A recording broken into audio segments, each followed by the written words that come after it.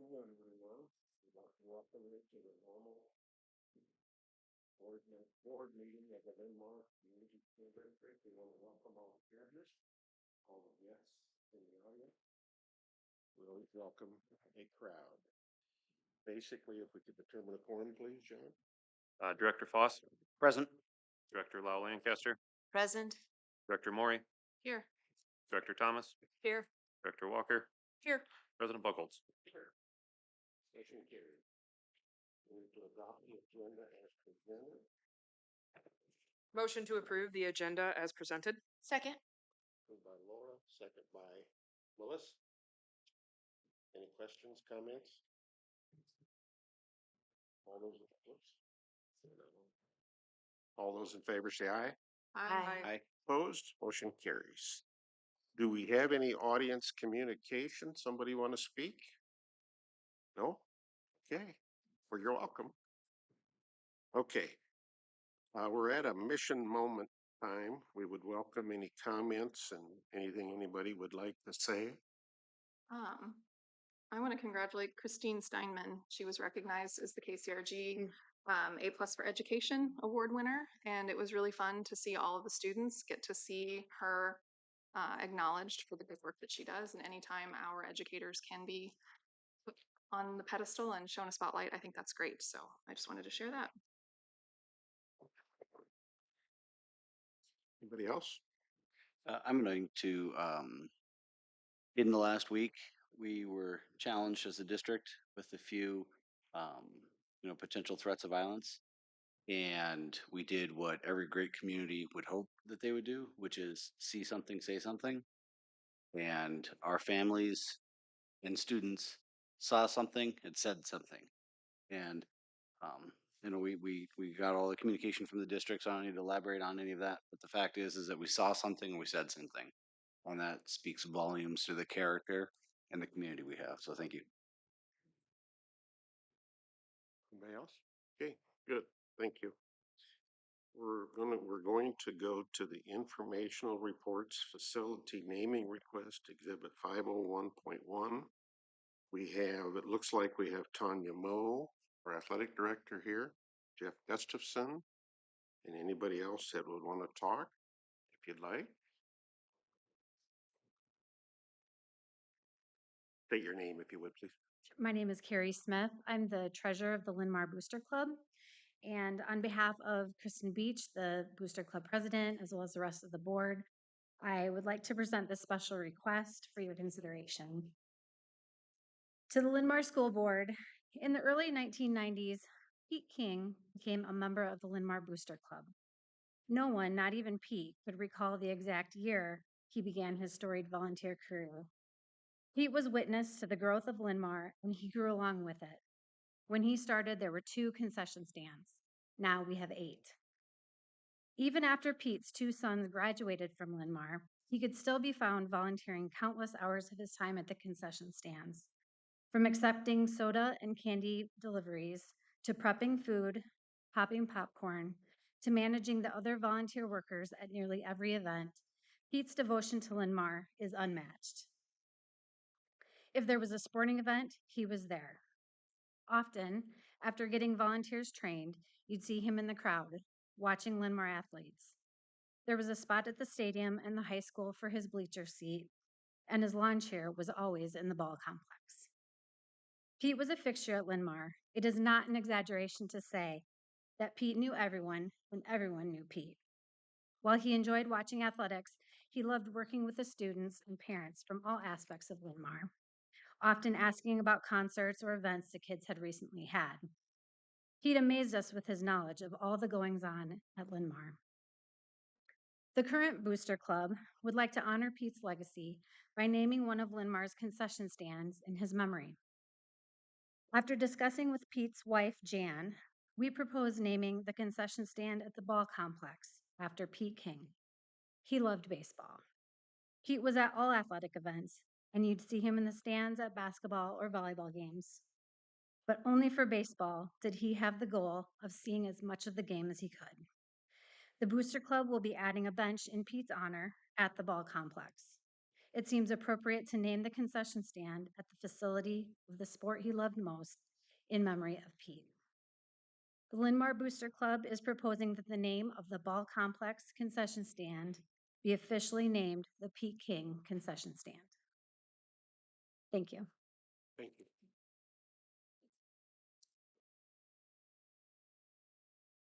Tanya Moe, Athletic Director at Linn-Mar. Just want to echo a little bit what Carrie said. Mine is a little bit more personal. Pete loved Linn-Mar. You could find him at almost every athletic event, like Carrie said, but he supported all of our student athletes. He just was found more at athletics because that's where our concession stands were. He once told me he worked all these years at United Fire so he could retire. He worked so he could retire. He worked so he could have a life. Once he retired and had that life, he chose to work continually in the booster club. So he lived to work again. And he loved what he did. Um, there wasn't anybody that spent more hours at the school besides myself than Pete. In fact, there was a couple times people thought he was the athletic director rather than me. He loved our coaches, he loved our events, he loved our kids. And I know we have policies when it comes to this thing, and I'm a rule follower, and I love, and I understand that. This is kind of similar to back in the day when Steve Colton passed away, and he was a fixture in our fine arts department, and we named the wing, the Colton Center wing. And so this is very similar along that path. Pete would never ask for this; he would never expect this. It's a very small gesture that I think we could honor him with. Regardless, he's going to be looking down, watching our events, and having a good time up there. But uh, this would be an honor, and out of a great deal of respect to honor him and his wife and the time that they gave to Linn-Mar. So appreciate you considering that. Thank you. Thank you, Tanya. Anybody else? So what we will do is we will take this up down a little bit later on this evening when we actually vote on it as a board, and then we'll have our discussion at that time as well. So we appreciate your comments. Okay, Carla, Human Resources Officer, staffing report, please.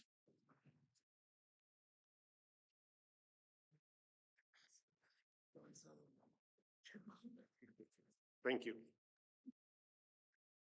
Well, I kind of wanted to just focus the staffing report basically our past, present, and future, the things that we've done in the past that have worked, what we're doing now, and then what we're hoping to do in the future.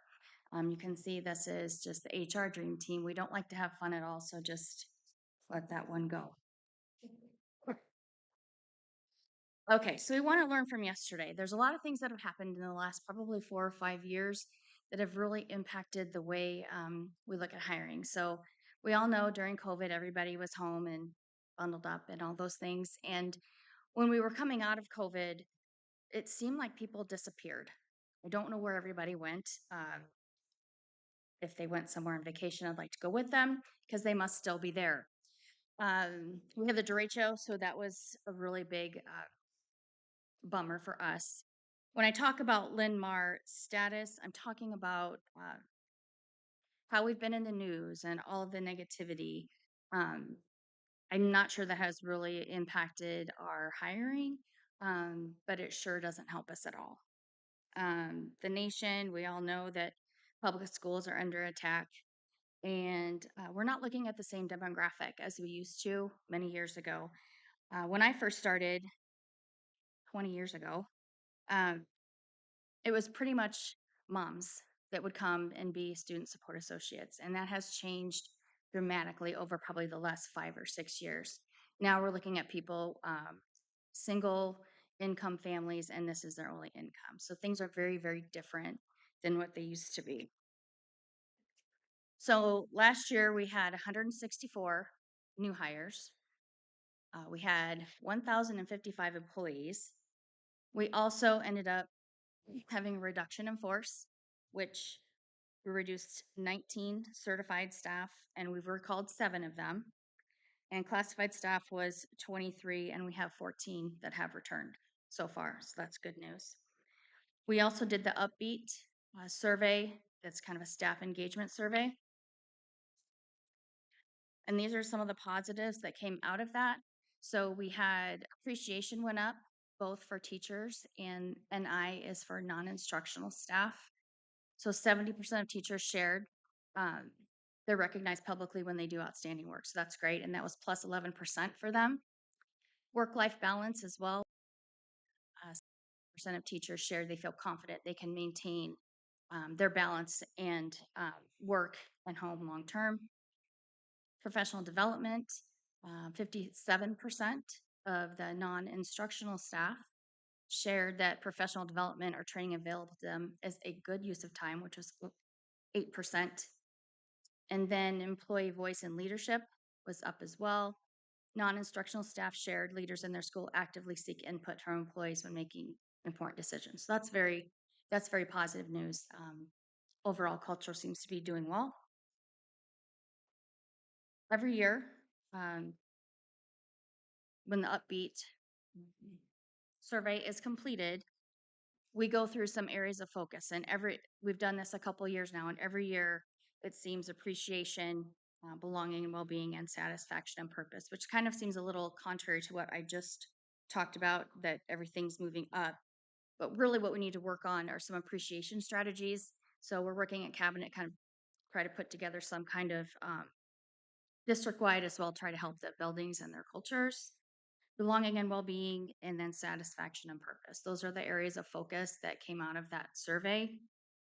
After the survey, they do talk with and they coach all of our principals on their specific schools for what their scores were they up, were they down, where do we need to work on.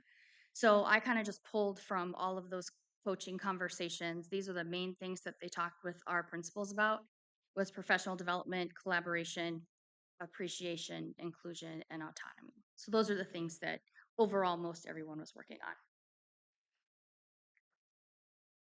So that was yesterday. We're going to live for today. And as we know, every day is a new day. So this year, we had 90 new hires, which is 74 less than last year. We had a total of 986 employees, which is 36 less than last year. You can see our current openings. It changes every day. It's not accurate again today. I updated it Friday, but it's I would say we're usually high 20s, low 30s for our student support associates, which is significant. 3 nutrition services, we've got drivers, we have riders and custodians. So we're still doing our best to try to make sure we can get those people coming through Linn-Mar's doors. And for onboarding, this is a picture of all of our new teachers. We did that orientation with them. And some of the things we do, our goal is to be welcoming, review policies, which is not fun, and then try to make them fun. So there are a couple things that we have done. So we have a handbook activity. So we have our Linn-Mar handbook, and the activity is everybody gets the handbook and then they get a questionnaire. I just wanted to point out a few questions. This gets them into the table of contents. It gets them literally into the handbook. So they work as a team to answer several questions, and the first team that wins, of course, wins a prize. So it's unbelievably competitive. People are running up to the front, and we can't even check them fast enough. So this year we had 2 teams that they tied. Some questions are, what page would you turn to if you were wondering what the skinny was on travel for your job? When are Lions Award nominations available and where? On what page can you find the phrase, if you're unsure of what you're wearing before you walk out the door, a safe bet is that it's probably not appropriate. And we also have name and address of Linn-Mar's authorized medical center. So we try to get them into the book, just they can kind of, they're all looking at the table of contents, and then they tend to just split up in groups and they look up separate questions. So we really do try to make that fun. For our affirmative action, what we do is beginning of the I guess policy lesson, we hand out a sheet to everyone. We have them mark it anonymously, so we don't want to know who has said what. So for example, this is what it looks like. So they would check if this applies to them. And just a few of them is identify strongly with racial or ethnic group. I or my family have been on food stamps. I've been discriminated against. I'm registered to vote. I'm a first-generation citizen of the United States. I would recommend Iowa as a quality place to live and work. And we really hope that when we ask people to stand, if that was on their sheet that they got anonymously, that everybody stands up. Inevitably, there's one or two that don't, but I think they're just trying to be funny. And then we do employee relations, appearance, and conduct. Kind of explains itself, but we have each table group put together a drawing of what would be an inappropriate employee. So we get all kinds of things, some appropriate, some very, very inappropriate, of violating the policy. So those are some things that we try to do to keep them engaged. We don't want to sit there and just read the policies or have them read them. So those are some things we're trying to do to keep them engaged in their onboarding. So we learned from yesterday, we're living for today, and we're hoping for tomorrow. So some recruiting efforts that we've gone through this year.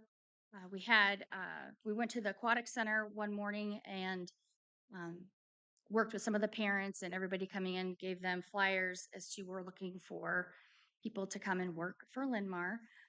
We got quite a few people off of that. We had a career fair, and we advertised that on the radio.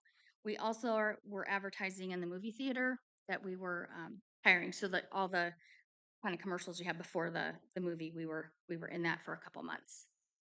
We've offered cash incentives for both classified and certified.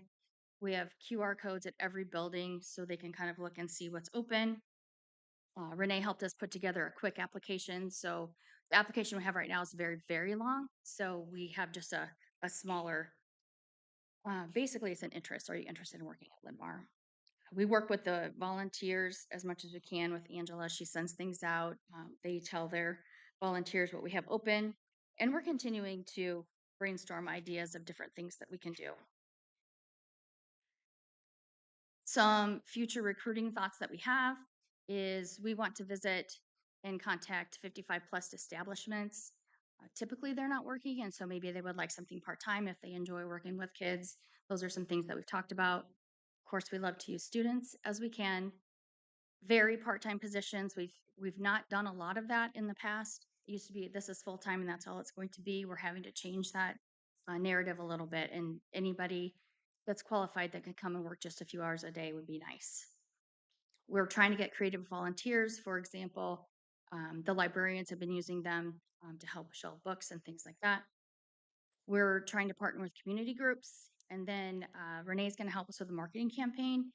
And this is just a brief video from that. It's on here, Matt.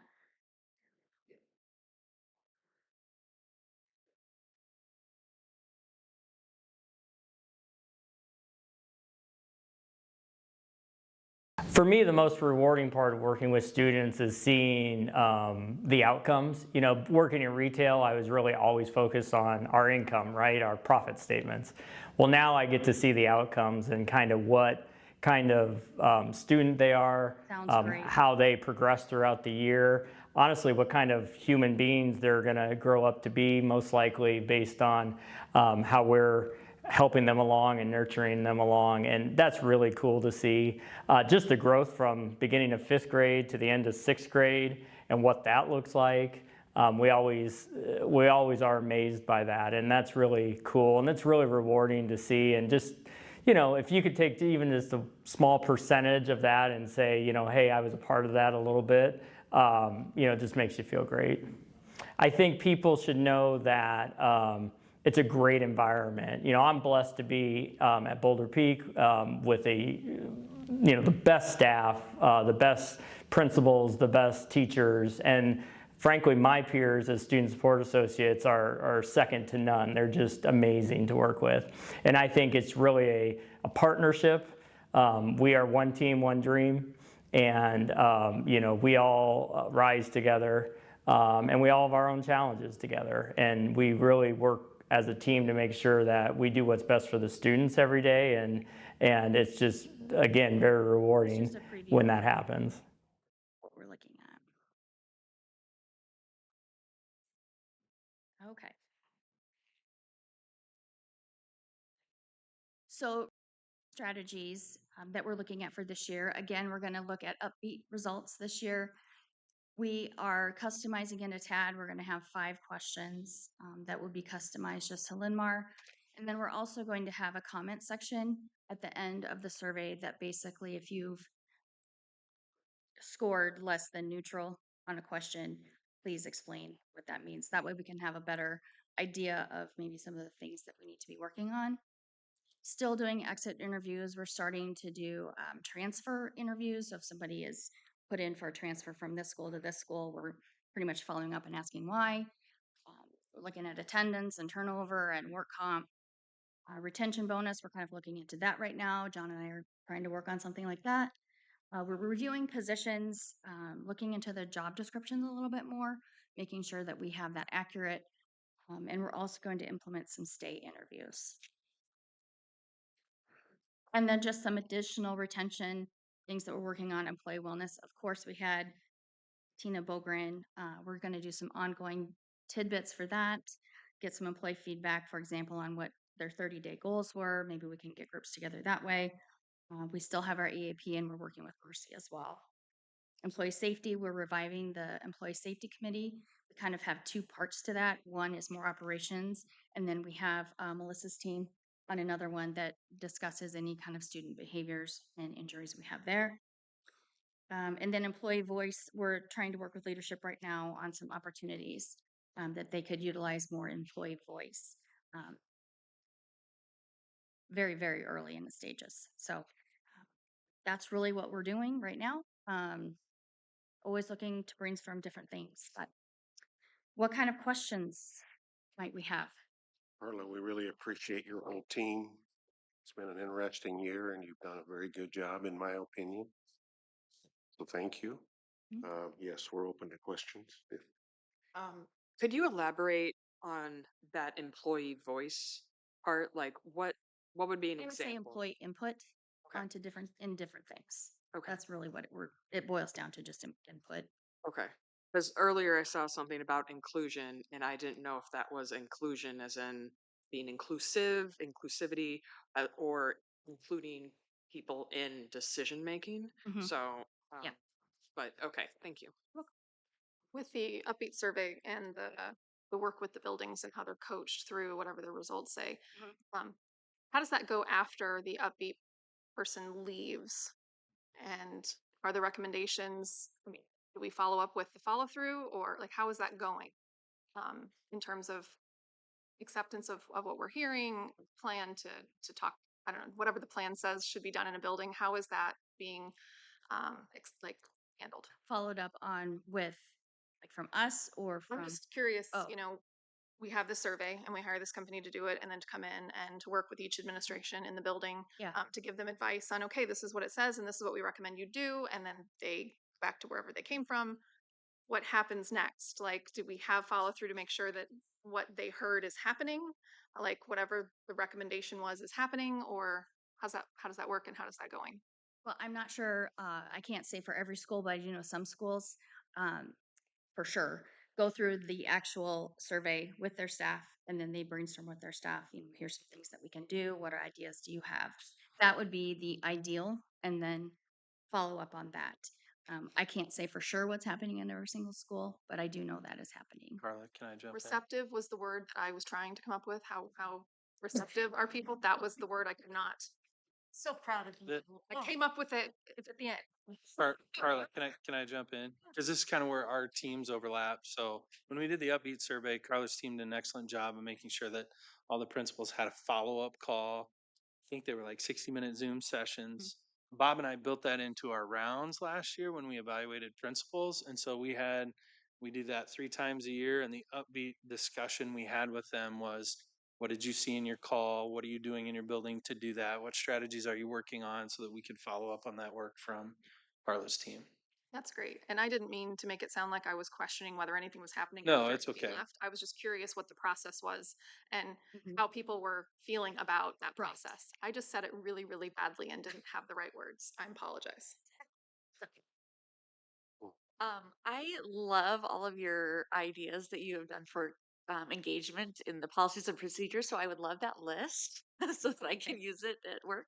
But I have a couple questions for you. First of all, I was wondering, I know that right now we're trying to get any and all employees, but I'm wondering if you have employed any specific strategies or what those might look like for any of the target populations that you're really trying to focus in on, whether it be specific demographics or specific um, more diverse racial demographics or specific age groups, if there's any specific strategies that you've been really focusing in on and what that has looked like, or if there's any needs that you have for connections within the community that we might as a board be able to help with, or that the community might be able to help with that you might need um, as an HR team Mhm. in order to help facilitate that. We have cast a really wide net in the last couple of years. Target demographics, at one time, like I said, it was moms who have students in school. That's still a demographic. Um, for Facebook, we've tried to pinpoint basically that group. It's basically the middle-aged women who, like me, who visit that. So and then we've asked, volunteers. We have cast the net so wide. Um, it's really hard to find people. Really hard. I'm Do you have any idea why? 'Cause once you said it, I remembered when I was in school, it was always the moms who were the associates. Do we know why? I mean, is it more that more moms are working and not available, or do we know why that has shifted? We may It's not. probably And a that's fine. variety of reasons. I would say some of it is some of them are working full time and they're not. I think, um, and some don't have to work. So I'm seeing more and more associates that have to work. I'd be curious to see as we move forward what we might be able to explore in terms of targeted strategies for specific subgroups, because I think sometimes that wide net um, is really helpful for getting the word out, but I think um, what we've been seeing just community wide is that some subpopulations are less likely to apply for specific roles unless they're directly asked or directly targeted, not targeted, focused. And so, And we're working what with Iowa what some Workforce of those? Development. They Okay, have a webinar here, I think, next week about how hiring people with disabilities, and maybe that's something that we can yeah. dig more into. Working with the Veterans Network. So Mhm. it's the opportunities that we get, but it would be great if you guys had connections that would help. That would be awesome as well.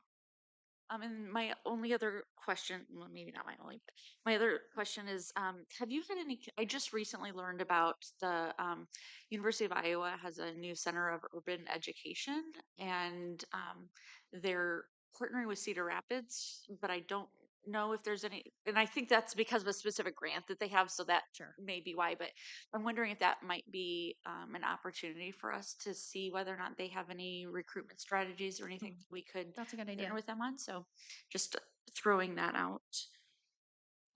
If I can, it must be overwhelming each day to know that you show up to work knowing that you need 33 more student associates. So we acknowledge that pulls on your heart because that means there's 33 openings that are very vital to our district and the work of this district. So thank you for carrying that burden on behalf of all of us. With that said, I think we could come up with all sorts of answers or questions on if you only did it this way. And if we all knew what this way was, we would all be doing it. Right. And My heart goes out to you because in the world that I live in, I'm going to say, I don't know where they went. They're not 55. I just thought I'd throw that out there because us 55-year-olds are still working. So I'm just throwing that out there. right. But I think that if there was a magic bullet, it is hitting everyone. Having said that, do you have support from other people of your size district that are able for you to bounce ideas off of, if anything else, to share your strategies, but also your struggles so that you're not alone? Because I think you're going to hear you're all saying the same thing. What happened? And we keep saying this. Everything changed post COVID. Everything changed in our area because of derecho. but yet we didn't change anything. Right. So I just wanted you to acknowledge we see the work that you're doing, and it must be big one to start every morning at 8 o'clock, knowing that's already on your plate. So thank you. Yep. And we do have groups that get together. We have a UEN kind of group of HR folks that get together. They're experiencing the exact same thing Mm. that we are. We haven't found the magic bullet yet, but we're still trying. Well done. Thank you. Last thing I had is just thank you and to your entire team for all the work that you guys do. You know, we see it day in and day out as well. I didn't hear a specific ask, but just as a reminder, if there are ways that we can help, please let us know. Thank you. I will. Thanks. Thank you. Thank you, Carl. Mhm. Okay. President Buckholz, can I just Absolutely. say something? Carla, thank you for the presentation. I appreciate it. One thing that I think maybe we glossed over a little bit that I think is a huge celebration is we started the year with 100% of our certified staff hired.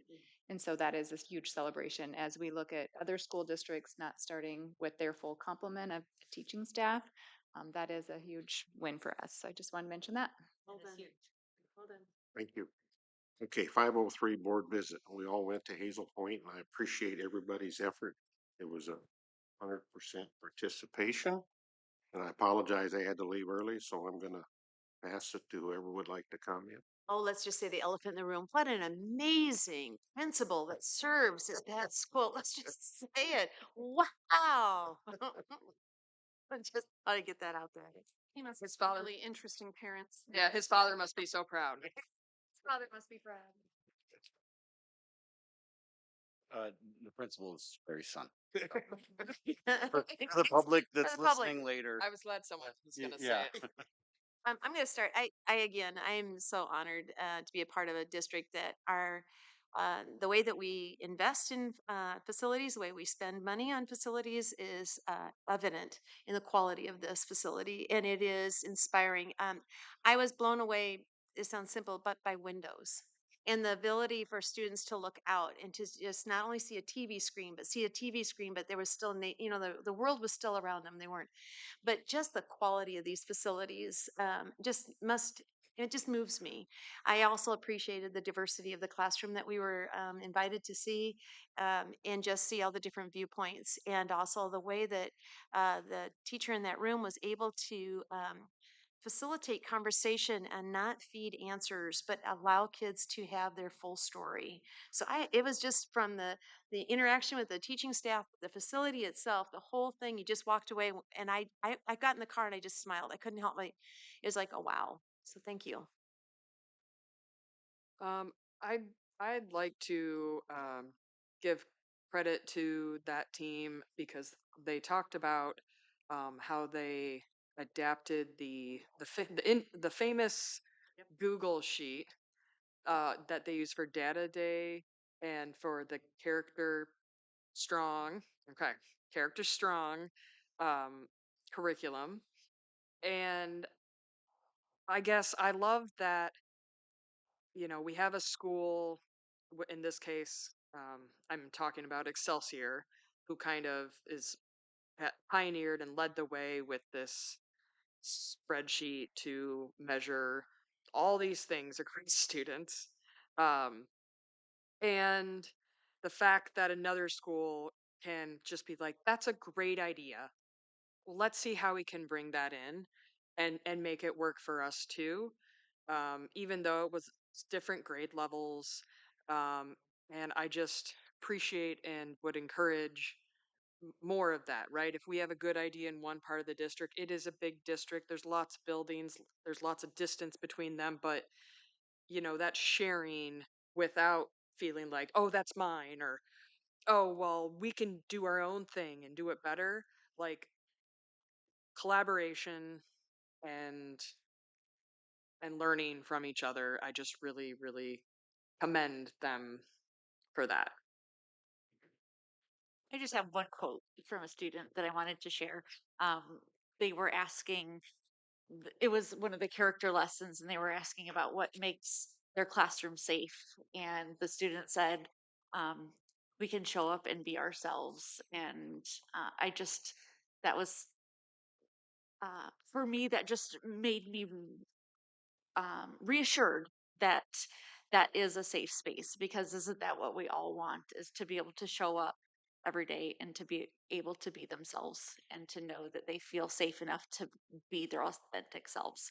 So I will just say that, well, I've been a Character Strong fan for a while, but that was the first time that I got to spend and like experience an entire lesson with students. And it's a phenomenal program. The way that it engaged the students, none of them were sitting there wishing for it to be over. They were all engaged. And even when she said, you know, 2 people are going to participate, there were still 10 hands in the air. Everyone wanted to share and everyone wanted to participate. And I just really wish and hope that that is the same experience that every student can have in this district with Character Strong. I think it's a phenomenal program, and what we saw is just evident of that. Very good. Good comments. Appreciate it. Now we're moving forward to 504 Diversity, Equity, Inclusion Committee. Directors Lau, Lancaster, and Thomas will report. All right.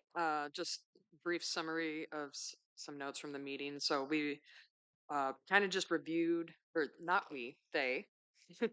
They reviewed the purpose of the DEI committee and emphasized that this is an advisory group, not an action group. Also on the agenda, Nathan provided an update on the attendance policies and procedures, the new attendance policies and procedures, and the conversations they've had with other district, meeting with the county attorney, and just trying to understand and interpret the guidance um, in order to meet those kind of attendance goals and to help our families understand that. So it was a great explanation. Thank you.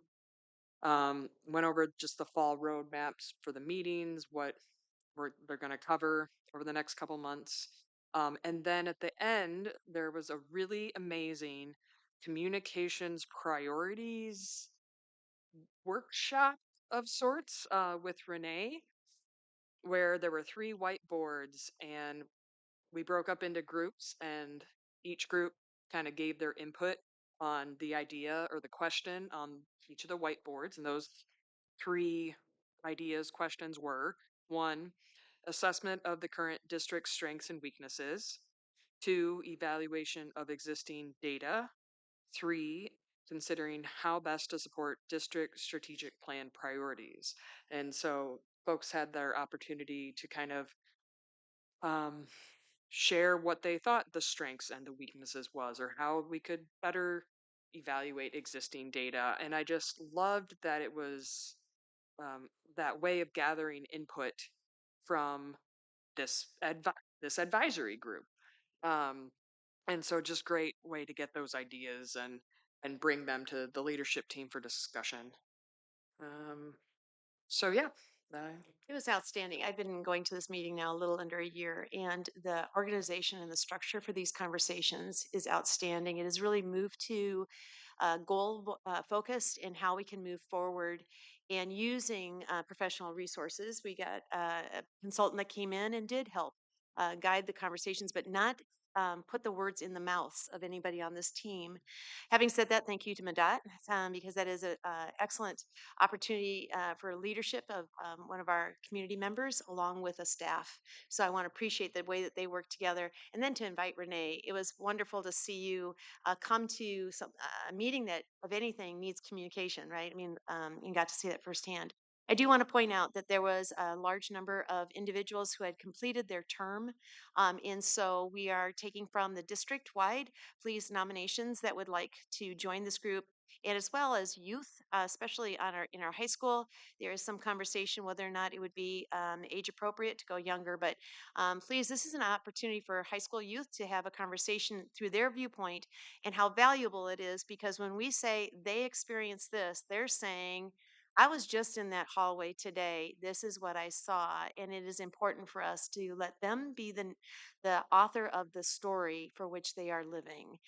So please, if you're listening today or watching, have your youth do a little nudge, have them fill out a form. If not, mom or dad, grandma, grandpa, or a community citizen, please consider joining.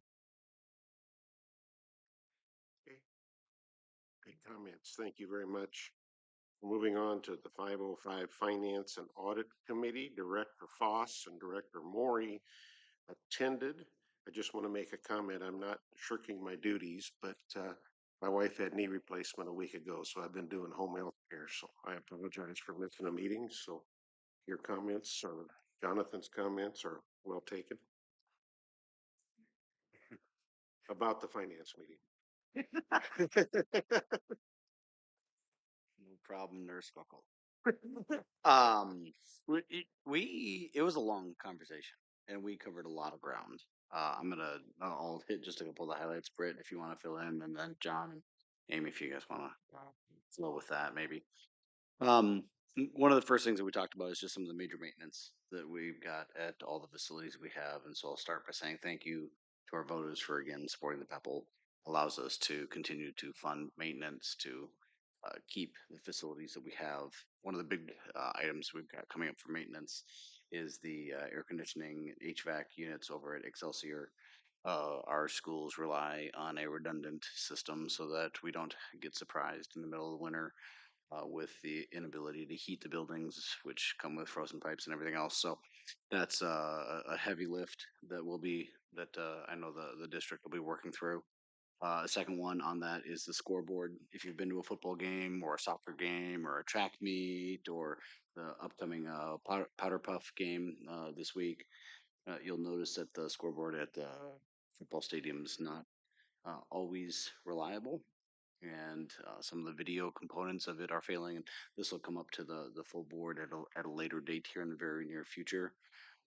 But it is at it is at end of life and needs to be replaced. So again, that'll come up for once we have formal bids in. That'll come up to the board. Um, other items I had is that we are anxiously awaiting for the formal enrollment count coming up here in October, and that will help us kind of understand where we sit with budgeting to move forward. That's something that all districts are across the state are looking at. As we looked at our overall review of the district's finances, we're in improving territory. We were uh, working really hard to manage our fiscal responsibility, to continue to provide good programming with as little impact as possible. We saw that with the budget cuts last year. We're in a positive trajectory right now. I will temper that by saying that we are still operating very fiscally conservative. And I know that our teachers are hearing that day in and day out. I know that our students are hearing that day in and day out, but we are managing our finances very appropriately so that we're strong fiscally and have the least impact possible on our education system. And I know from my daughter and my son coming home every day, uh, they're seeing good experience. So that's my barometer. Um, Last thing is that we talked a lot about Medicaid reimbursement and special ed costs, and I know that's addressed a little bit later on in the agenda for the meeting. But what we saw this year is a significant jump in our gap, and it became very apparent that as a board and as a district, we need to uh, put some more work into that and understanding what's driving that gap. It is growing, and that is some of that seems like stuff that we can do differently as a district, and some of that is stuff that we need to ask the legislature to help with. So that's where I'll kind of pause here. Um, yeah, that was a great sum up. Looking at the year end reports, we got a preview of what John's been working on. And like Justin said, waiting for some state final numbers. You know, the SBRC meeting is in October. Certified enrollment comes in October, and that's when a lot of those numbers will be finalized, and we'll be able to really look at where we're at. But it is, for the most part, good. Uh, Justin made a recommendation, or I don't know if it was a recommendation or just a comment during our meeting. But I agree. Not actually agree. I agree. Don't want to make it sound like it's an odd thing. I agree with the idea of. I am just a mess tonight with how I'm speaking. I don't know. I had the day off, and that must have messed with me. Um, he made the when we were talking about the special education deficit, and yes, it's gone up another $1 million. And every year we talk about the special education deficit and how there's a limited amount of control that we have because the funding just doesn't keep up with the services and their required services. And how do we continue to eat this deficit?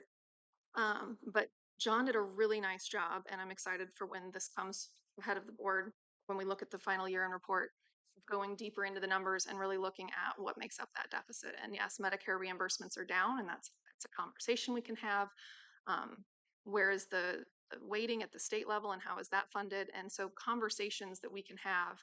Justin's comment that I agree with is that maybe it's time for the board to have a task force outside of our committee that is dedicated to looking at those numbers with John and thinking about, instead of just every year saying, yep, here's the special education deficit, and we're going to make the transfer from the general fund to cover it. And we know that this is an annual thing that almost every district does. Yes, it's a fact of life, but what deeper conversations can we start having so that we can have deeper conversations with our state legislators and our federal representatives and parents who maybe don't know that they need to consent on those Medicaid reimbursements? Like, what other things can we do? So I agree with Justin when he said maybe it's time for a task force, maybe it's time for a subcommittee on just this topic. So I think when we start thinking about that, I would like to have that be a discussion that the board has. Um, Everything else you said, I agree with, and I don't really have anything else to add, other than the scoreboard. It does need replaced. It is, I like that you mentioned it's not that we're just replacing it, it's at its end of life. We asked a lot of questions about, well, how long has it been, and when was it supposed to last? And the average lifespan of one of these is 10 to 15 years, and we're somewhere around 14 or 15. So we're there. Um, but yeah, it was a good meeting, lots of good conversation. Um, we did talk about the concession naming a bit, and when that comes up later, we talked a lot about the policy and how it might be a good idea for us to look at the policy, and have some excited to, or not excited. I'm looking forward to that discussion tonight as well and reviewing that policy a little bit.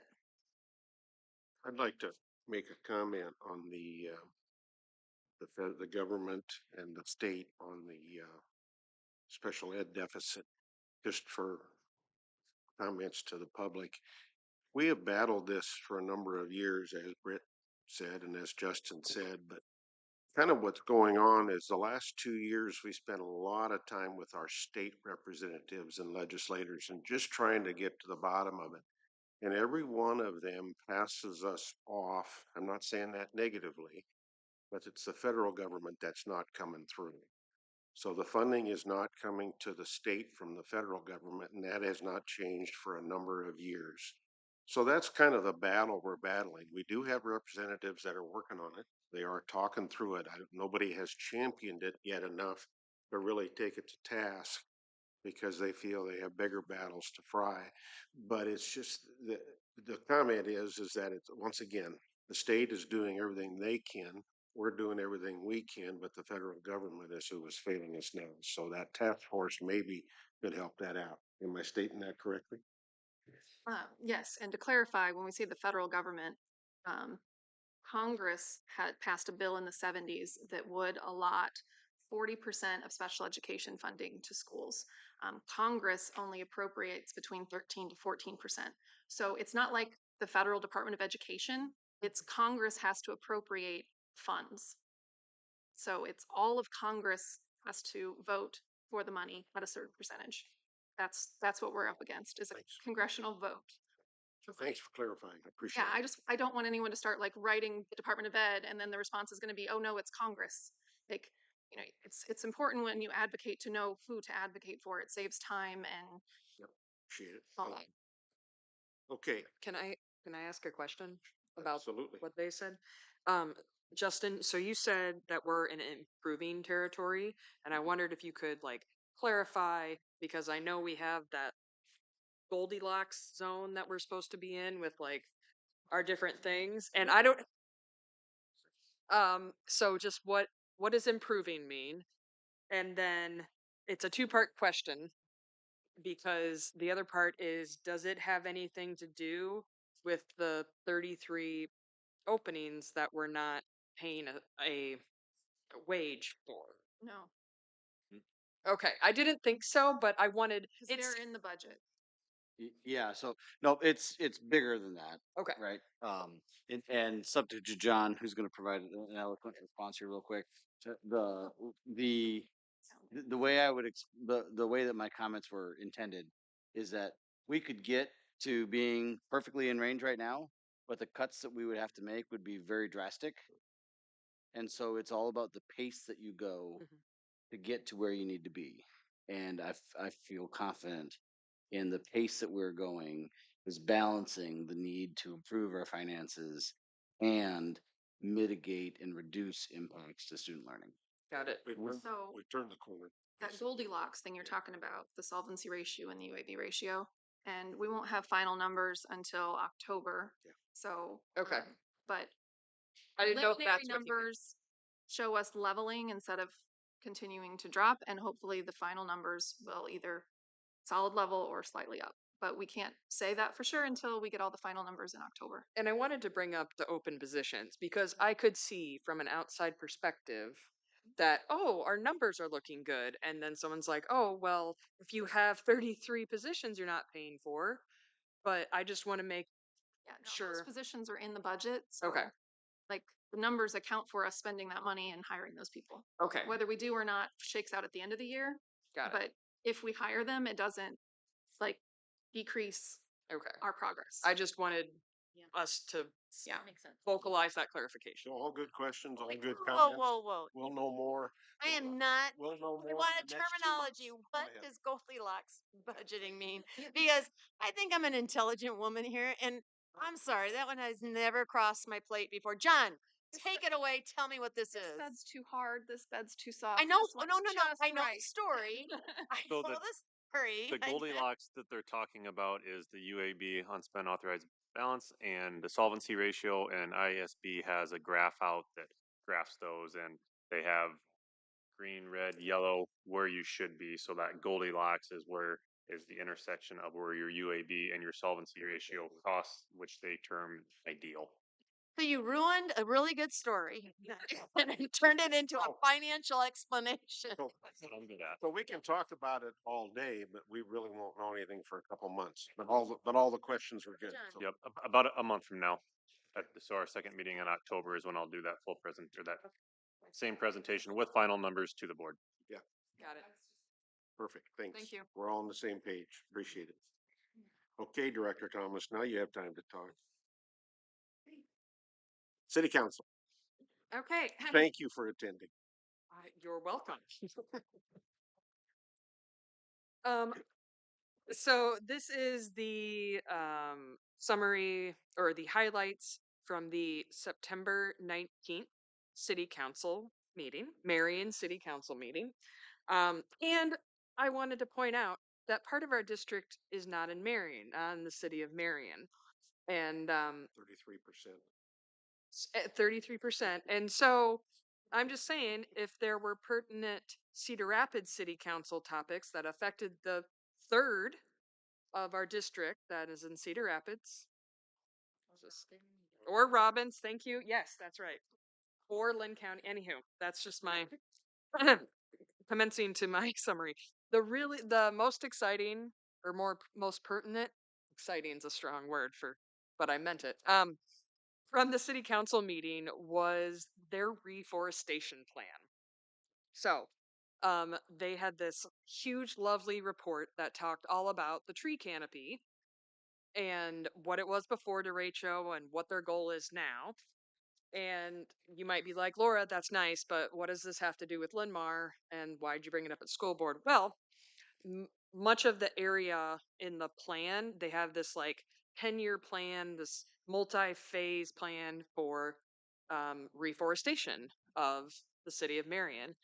And there are many areas in and surrounding the Linn-Mar district where they have, you know, like phase 1 is going to be this street which goes by the high school, and phase 4 is going to be up here, and so they have this all detailed out, and so that obviously is one awesome because I'm happy that we're going to get our trees back, and it's cool to see this plan out and how it's budgeted out. Um, and the other thing is part of their report talks about the potential partnerships between this reforestation plan and different community organizations. And they go through nonprofits as well as schools and churches and everything else.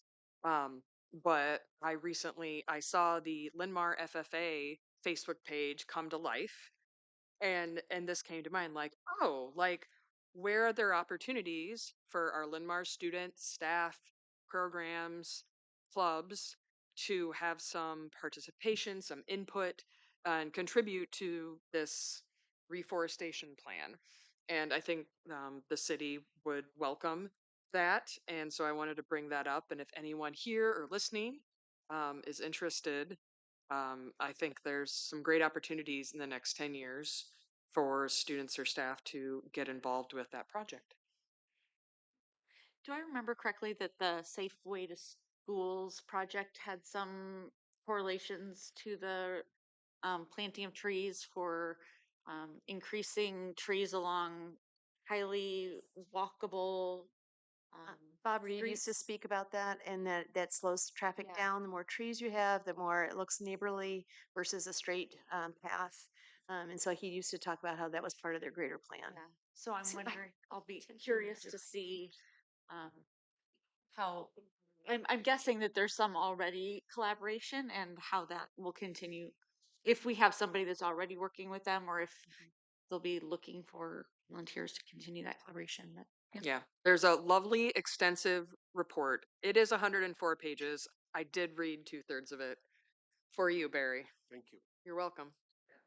Um, so that summarizes the city council report. I appreciate the comments because I'd like to add to that as well, because if you drive by our new administrative building, a number of trees and shrubs have been planted there as well. So Linn-Mar's holding up their end of the process so far anyway. So thank you. Great, wonderful. Thank you. Okay, appreciate it. Okay, Superintendent Courtmeyer. Thank you, President Buckles. So starting off with some honors, our marching band, congratulations to them for being selected to participate in the Fall into Marion Parade a couple weeks ago. Our National Merit Scholarship honors, congratulations to 5 of our Linn-Mar seniors, Adam Kmetz, Varnam Pradeep, Dwight Kemper, Adita Suri, and Henry Granger for being named semifinalists in the 2025 National Merit Scholarship Program. Congratulations also goes out to Lizzie Dreyer, Miriam Connie, and Charlotte Masters for being named commended in the program. Some alumni honors. Congratulations to Linn-Mar alum Rachel Dunwald and Sydney Fisher for being recipients of the 2024 Mental Health Influencer of the Year Student Award. Through their hard work and dedication to mental health, they organized a suicide prevention awareness event and raised over $2,000.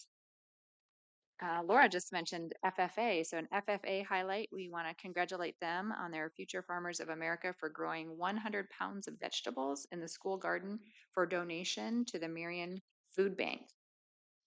A Roar Store highlight, recently, students of the Roar Store were visited by Marion Mayor Nick Abouassali.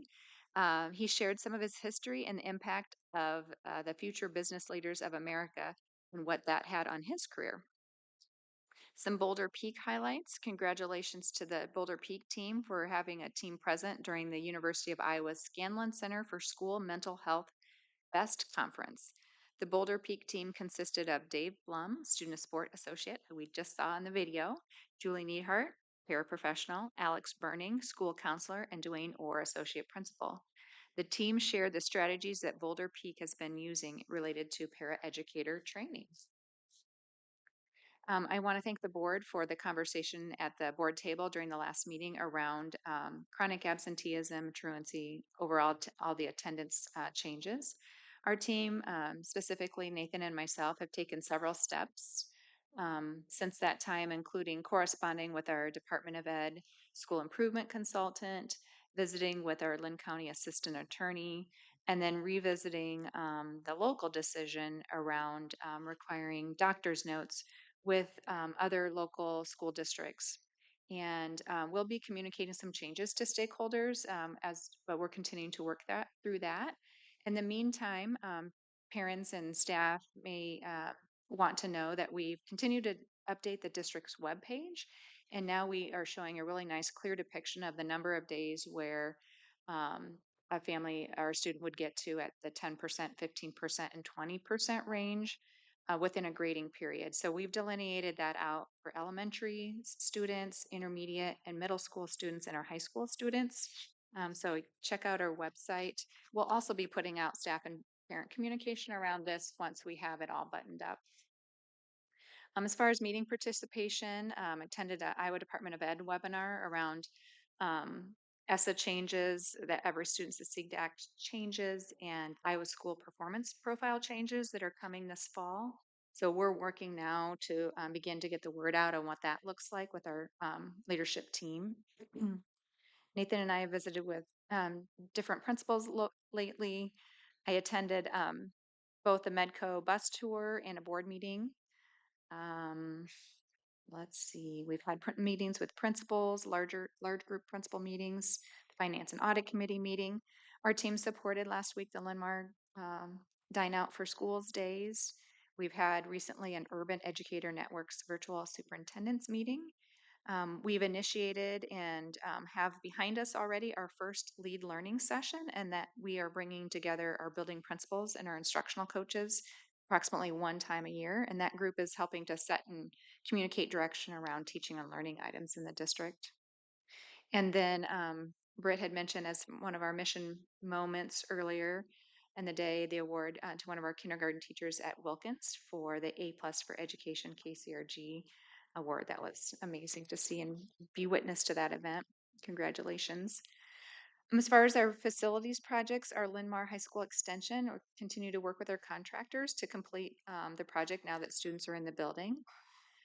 As far as the new activities center conversation, we actually just came from earlier this afternoon, another steering committee meeting where we reviewed the current design concept, and OPN will next be sending that to a cost estimator, and we should have that back by mid-October.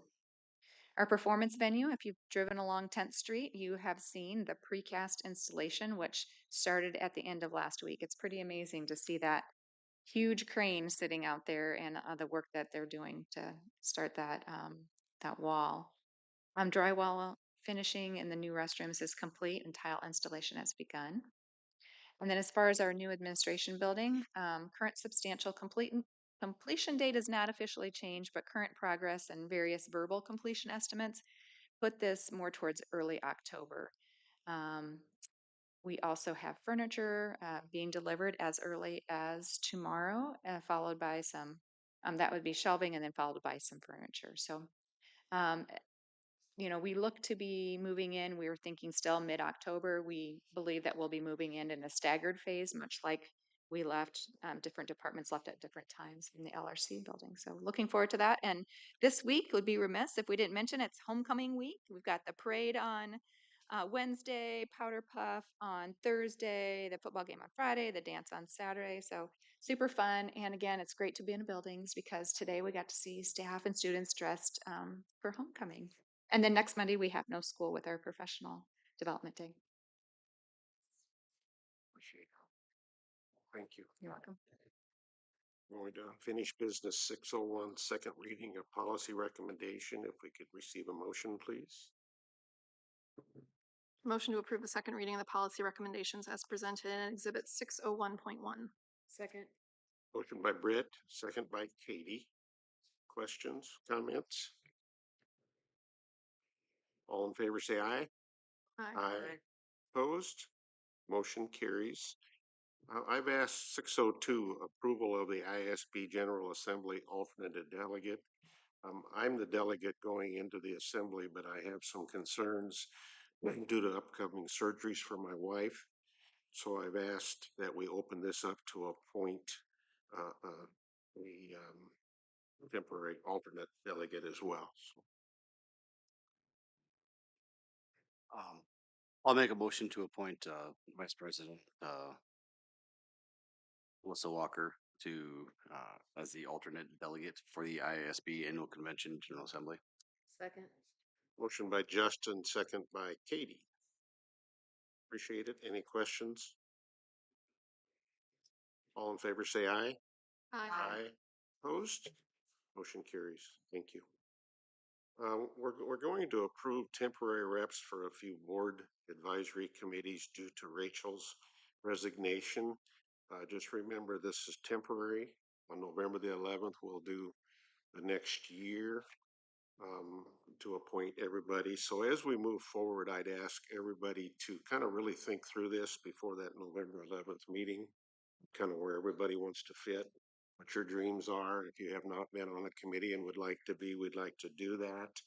We did have some discussion 2 weeks ago.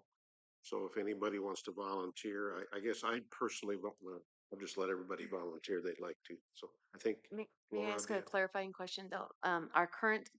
Those of us who are currently serving, those of us who are currently appointed to the various teams, do we remain on, I'm new to this. How long do we remain on those teams? Is it the entire 4 years? Does that come back up Just till again? November 11th. Okay, thank you. It does not mean you're going to change because you're really just getting some traction.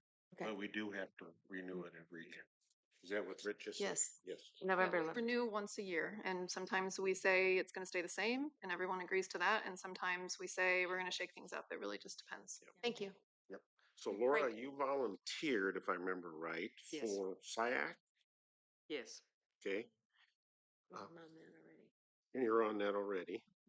And then policy committee, we don't necessarily have to have somebody, but if we want to do it short term, because we really don't have a lot of discussion coming up. And then I personally would volunteer for the EDCO if that's okay too. So you're taking these as currently conversation about 3 different positions, correct? Correct. And Medco being new to all of us. We don't currently have somebody there, but that's an interest. And then the other 2, I just would like us to follow best practices. And so often those happen when we're all willing to step into those positions especially since there is some timing on this one. It's not a long term, but I'm just throwing that out there that Medco being new, there's a lot of responsibilities that we're all carrying already. I mean, at one point I was carrying 4 of these. It doesn't, everybody can say this to you, oh, they only meet twice a year, but everything meets from September through May twice a year. So it's not in 12 months they meet twice a year. So just keep that in mind. Medco's not brand new. I was just gonna share. We that. have we been on that Rachel one? was Yeah. on Medco. Oh, They that's just haven't been, they She haven't hasn't been calling for, Yeah, they haven't called meeting in a while. Yeah.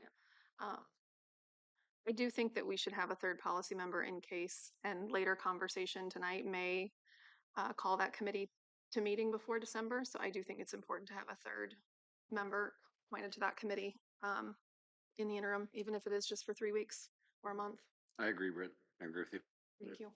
We have a And I don't want to hog all the openings, but I'd be happy to volunteer for that if it does need to meet in Okay. that time. So I'm already on SIAC, so I've done policy. I'm happy to step in, but I'm also happy if someone else wants to do it.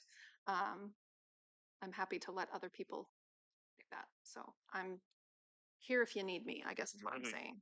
I'm sorry, we really don't have a motion to call this. It's strictly a discussion, or should we be calling it? you have a motion on there? Okay, so To appoint and fill it in. so Committees is everyone- Laura has volunteered for policy and for SIAC. Is everyone okay with that? I'm just Well, let's volunteering to make the volunteer. motion. Yeah. Go ahead. Well, I don't want to make a motion if someone else is interested in the position. We That want, can be we a want to keep it discussion. open, yeah. I think as a parliamentarian, we're moving this ahead of the game. We're waiting for discussion, but we're making a motion. So I think what Britt's, I don't mean to explain over your head, but just again, you either have a motion and now we have discussion, right? Or we just ask who's interested and we keep it lighthearted. I mean, I just As parliamentary. it's written on the Yeah. agenda, we can have a discussion before the motion. And it's specifically written that way so that we don't have to make 3 or 4 different changes in our motion. Correct. Yeah. But, yeah. Let's do that. So, And we can do that. Any other nominations? so that's, I guess what I was Yes. holding off on is making a motion and then saying someone else, oh wait, but I want to do it too. I think we ask it 3 times. Okay. Any other nomination? Take a motion. Oh, Motion to appoint Director Laura Thomas as the temporary representative for the Policy Committee, Director Laura Thomas for the temporary representative for the SIAC Committee, and Director Barry Buckholtz as the temporary representative for the Medco Community Promise Advisory through the annual board meeting on November 11th, 2024. Second. Motion by Britt, second by Justin. I appreciate the discussion. Any other discussion? All in favor, say aye. Aye. Aye. Opposed? Motion carries. Thank you. Now we're going to new business. Now we're going to discuss the approval of the naming rights. So do we have a motion to approve that? Motion to approve the naming of the concession stand at Linn-Mar Baseball Softball Field as Pete King Concession Stand in honor of Pete King, former Linn-Mar Booster Club president and volunteer. second. Motion by Katie, second by Laura. Discussion. I don't think that we should be approving this until the policy is reviewed by the policy committee. And it's not because I have anything against Pete King. I actually want to vote yes, but there is so much discussion right now about naming all of these different things that are happening. And our policy is entirely too vague, especially on naming things after people. And what I worry about is if it's left up to just who we like at the moment. I'm not saying I think there needs to be more structure because we're going to be asked to approve things for 2 more buildings, possibly a 3rd building if the performing arts venue gets recommended with it. Like, I just think that we should table this approval for a month and give the policy committee some time and the board some time to discuss what we think this policy should say, because it's up for review this year anyway. So the policy committee did have some discussion about this, and the policy does not currently restrict us from being able to name something.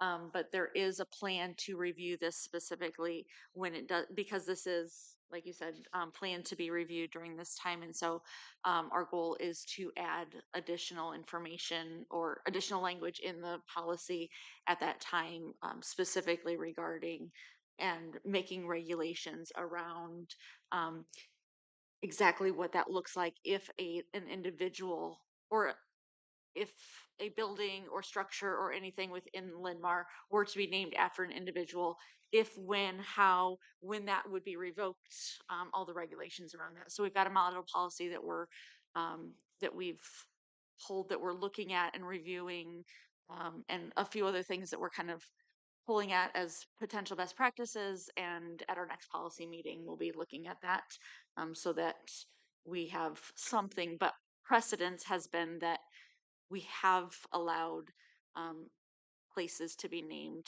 after other people. So we didn't feel like this was out of precedence. We felt like it would be worth at least bringing forward for review because this has been done before under our current policy. So that's why we brought it forward for discussion. I'd like to. And we could either table it and approve after the policy is finalized on how we would do that moving forward, or we could follow precedence either way. I'd just like to add some of that discussion because we did spend a lot of time on this. Renee has spent a lot of time kind of searching through this, trying to go through, because we've always been pretty vocal as a board that just point blank, case closed, we don't want to name anything after a person. And that's just been more of I guess, a statement than it has been policy. So I appreciate that. But as we start getting into this, and once again, I respect Pete King immensely, and I would probably vote for it tonight moving forward. However, we need to talk about establishing parameters for acceptance of gifts. these parameters align with state code. We need to talk through that, and there's no money involved in this process. Another item would be too is revenue enhancement and fundraising. So as we move forward in it, that's going to get into our activity center. Like you said, Renee's in the process, and a number of other people are in the process of naming some facilities today too. But I just think we really, really need to work through it. And yes, we will rebuild this. I shouldn't rebuild it, review the policy in great detail. And if the board feels like we're getting ahead of the part, I appreciate that. But it's open to discussion from anybody. And I think Katie was going to comment too. I just think that at this time, we want to acknowledge Pete King as an extraordinary volunteer for this district and those who brought his name forward. Especially this came as a grassroots recommendation from one of our booster clubs, and we give them a lot of autonomy. And I want to also not overmanage them. However, we're on the cusp of this policy. I mean, we're right there. And so to Britt's point, a tabling allows us to then bring this as a encouragement to those who brought this motion forward and this request forward, while also saying we have more work to do on our part. It is not their responsibility to finish this policy, but they hit us right at the moment of conjecture where we aren't complete. So I would, I don't want to make a motion yet, but my motion, if I was moving forward, it would be to table this until we have the two things aligned better. Can we, this is purely a question, not an official parliamentary thing, but is it possible to amend the motion to add pending the approval of policy 1005.5? I would be more comfortable with just retracting the motion and changing it and making a new one. I don't want to pass on contingent of something we haven't approved. I think that would be real great. Yes. Okay. I want to Good make question. clear that the request is for the baseball Mhm. complex. So Concession all stand. of this could be done before that season starts. This isn't like we want to have this in place by basketball season because of basketball concessions or wrestling or something like that. It is my thought that we should do it in the right order. If we're on the cusp and you've done all of this research and we're right there, then let's have the policy committee take this up and then start passing naming things, because we know there's going to be at least 2, possibly 3 of these votes this academic year. So I think that if you're on the cusp with the research already done, then let's pause this, do the policy, frame it out correctly, and move forward. Otherwise, we're looking at the first half of the year, we approve something under one policy, and the second half of the year, we approve something under a different policy, and then nothing lines up. And if you put in parameters around how long the naming of something lasts, and something we've passed then doesn't fit that, then you're creating conflicting precedent. Okay, so Agreed. Can I ask clarification? It's concession stand, not the baseball field. I meant the concession stand at the baseball complex. okay, so we have a motion on the table, and I really think it's Katie and Brett. So Katie, if you want to modify your motion, I move to table You the have to- approval. Do we have to vote on this? No, you can say that you rescind your motion, or you can say that you are amending your motion to a table. I amend my motion to a table. The approving the naming of the concession stand at Linn-Mar baseball and softball field as the Pete King concession stand in honor of Pete King, former Linn-Mar Booster Club president and volunteer. I wasn't the second. It was me. I'm sorry, it was you. I approved the second. I second. Yes, Second. yes, you do. Okay, good discussion. All in favor, say aye. Aye. Opposed? Motion carries. Thank you. Good discussion. Appreciate it. Yeah, I wouldn't Okay. have seconded something I was going to then argue against. Now we need to approve FY24 SBRC Special Ed Allowable Growth Request. Motion to approve 2023-2024 fiscal year school budget review committee allowable growth request for the special education deficit in the amount of $6,040,491.61. Second. Second motion by Melissa, second by Justin. Discussions. Jonathan? John, have any comments? Yeah, just as a way reminder, this is asking for the spending authority for that deficit. So this isn't cash in the bank. This just gives us the approval to spend this money. The way that we would get the cash for that would be through our cash reserve levy when we're setting our budget. So I don't think that this is a $6 million check that's coming to us. It's just giving us the ability to spend that money. Okay, Thanks. we have a motion by Melissa, second by Justin. All in favor, say aye. Aye. Opposed? Motion carry 703. Make a motion to approve the depository bank's affidavit reports for fiscal year 2023-24 as presented in Exhibit 703.1. Second. Motion by Britt, second by Laura. Questions? Everybody understands what this means? Okay, all in favor, say aye. Aye. Aye. Opposed? Motion carries. 704, first reading of policy recommendation.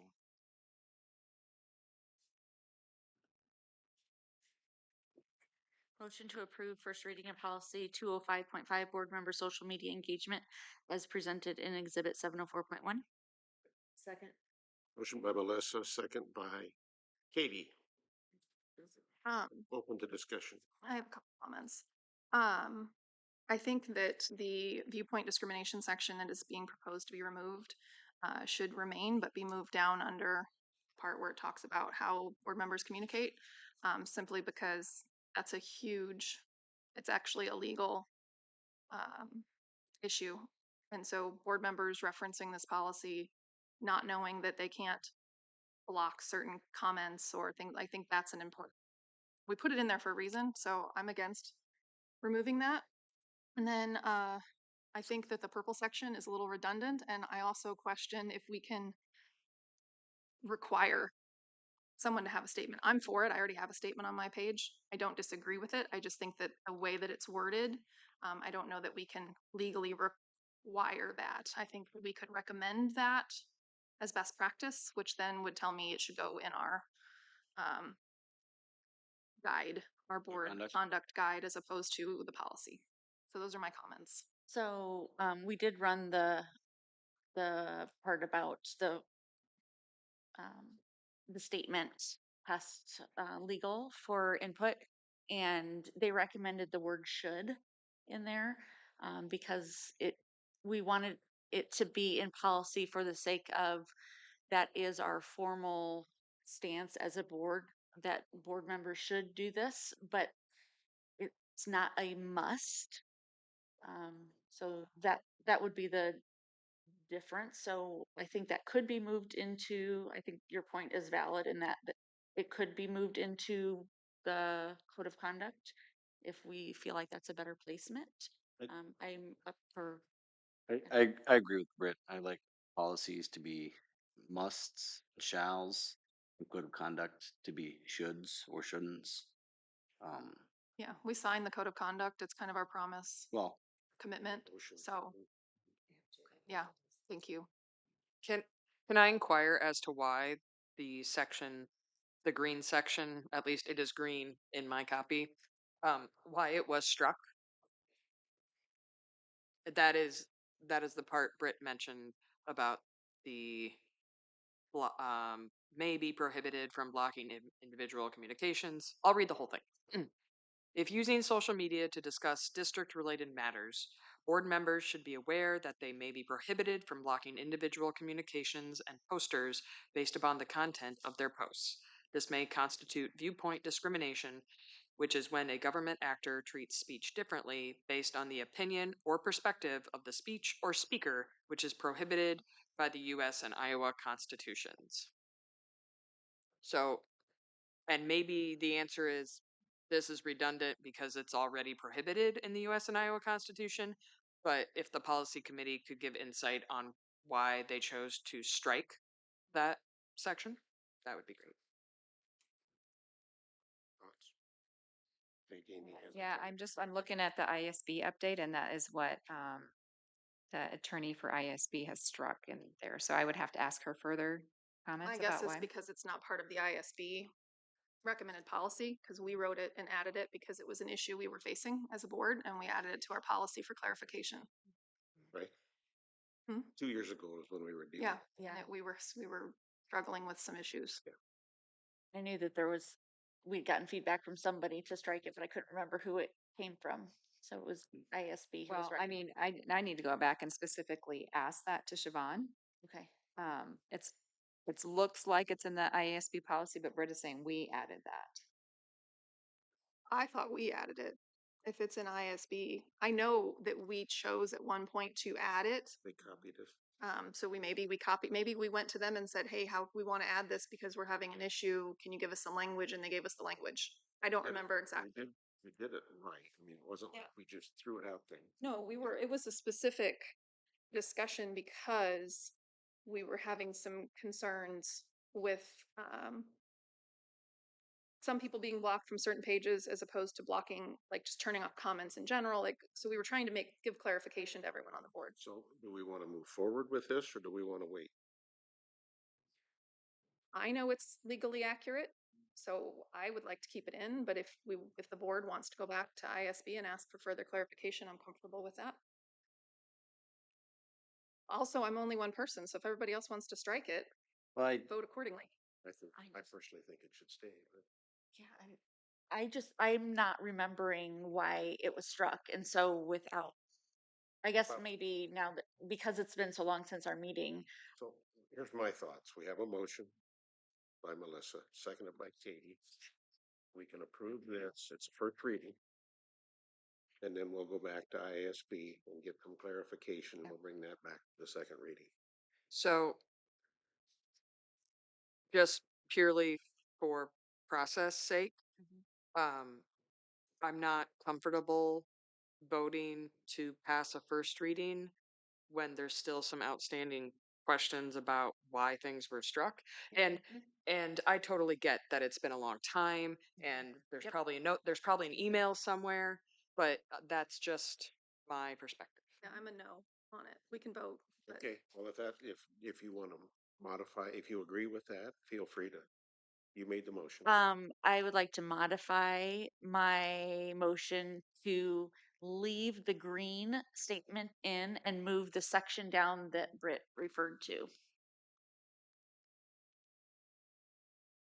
So motion to approve with the discussions, with the noted discussions. So we'd go ahead with that change and the first reading as opposed to getting answers or as opposed to tabling and waiting for the first reading. We can do it either. I'm just clarifying that I We understood. have a motion right now I will second. and seconded by Justin. Okay. And so we'll take a vote on that and then we'll decide from there. And we all get a second vote. Yes, So- and there's the opportunity, if we get information between now and the second reading that something needs to change, we still would have the opportunity to make changes between now and the second reading. Okay, so we have a motion by Melissa, seconded by Justin. All in favor, say aye. Aye. Aye. Opposed? Opposed? No. Okay, so how many? That's 3 and 3? 3 and 3. Okay, Oh, Amy, do you get to decide? No, I don't know. It doesn't pass. it doesn't Okay. pass. Oh, okay. All right, so we've got a direction. We're good. Thank you for the discussion. Okay, we're going to 7:05. That's why you need 7 members on the board. Yeah. So we need that odd number. Motion to approve open enrollment requests as presented. Second. Motion by Britt, second by Laura. Any questions on the consent? I'm sorry, open enrollment, 3 in, 1 out. All in favor, say aye. Aye. Opposed? Motion carries. Now we go to the consent agenda. Motion to approve the consent agenda as presented. Second. Motion by Katie, second by Laura. I have a question on an exhibit before we vote. Sure. Okay. 804.10, it's the contract, pull it up here, on screens. It's the DeLange exhibit, I believe, or Delage, maybe, that's what it's called. Delage, Layden, Public Finance. So I just have a question about what this is for, how it's going to be used, and like we've spent a lot of money putting in like BenQs and things like that. So I googled Screen Beam 1000 EDU Gen 2 to see what it was, and it's either the wireless adapters, the tablets that put things up on the screen. There were big screens. So are we buying the big screens on the wall? Are we buying tablets? Are we buying the wireless adapters? Like, what is this for? Green beams are adapters so that you can project to any of the screens we have wirelessly. So we're buying the adapters. We are buying the We already have the screens. We already have the equipment. You're just adapting. So do we have the tablets? It will do Or- any of our iPads, any of our computers, any of the devices that we have in the district. If a guest comes in, they would be able to project wirelessly as well. Have our teachers tested this and like, is this going to work with what We have tested 3 different devices. Mm. This is the teachers one have that was, or you yes. guys? And they like this? Yes, it worked much better. And we also worked with another district and they tested in their classrooms as well. Okay. I'm only asking because we've approved some things in the past that have turned out to not maybe be the best idea. So now I'm asking questions about things I don't understand. So No, I'm good. Britt, I'm glad you asked that because at my company we've deployed some technology like that, and it is the most abysmal failure of not being able to work with computers, and you can't access it and it doesn't work. And so I'm just asking, it sounds very, I have huge faith in you. So it sounds like you guys have just this. Yeah, I'm sorry about that. So Yes, and it also allows us to manage it as a district. What we currently have are sub $100 devices thrown here and there that we can't manage at all. no, and it sounds great. When I looked at the contract, I couldn't really tell what it was for. And then when I Googled, the website just had pictures of a lot of things. And since the contract didn't tell me what specific things from the website we were buying, I just wanted to ask some questions.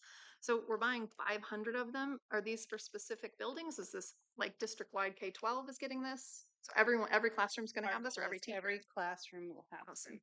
Okay. Thank Appreciate you. the question, Jerry. Thanks for the comments. Yes, Appreciate thanks. it. We have a motion by Katie and a second by Laura. All in favor, say aye. Aye. Opposed? Motion carries. Thank you. Board calendar moving forward. Homecoming parade, of course, we have a board visit on Thursday. And of course, Monday's off. Finance and audit's coming right back on the 3rd. City council, I'm going to attend. Next meeting, et cetera, the October 7th meeting, just remember that's kind of a new date. Just make sure you have it on your schedules. Another board visit coming up in October. America Reads Day, the invites are coming out. I don't know if you're all getting them, hopefully. They don't have their information yet, but they're trying to coordinate, so that's all good. Can I just, unfortunately, I have to travel for work on October 17th and 18th. And so I will watch the Marion City Council meeting online, but I will be unable to attend the board visit at Lingrove and the America Reads Day. And both of these things do not please me. Okay. But you'll be in California, right? I still would rather be here. Thanks for the heads up. We appreciate it. Yes. Any other schedules that we need to see for sure? Well, I thought in a meeting ago we talked about is since we're not going to be in all the schools, which I totally understand that balance, that we were going to get some sort of schedule of activity. Is that coming? Just There was a link in our, It's in the memo. I've included that in the board memo, with Yep. a link to it. But I'm glad you brought that up because one thing I noticed about that calendar on the website is it's predominantly sports, which I love sports. Don't get me wrong.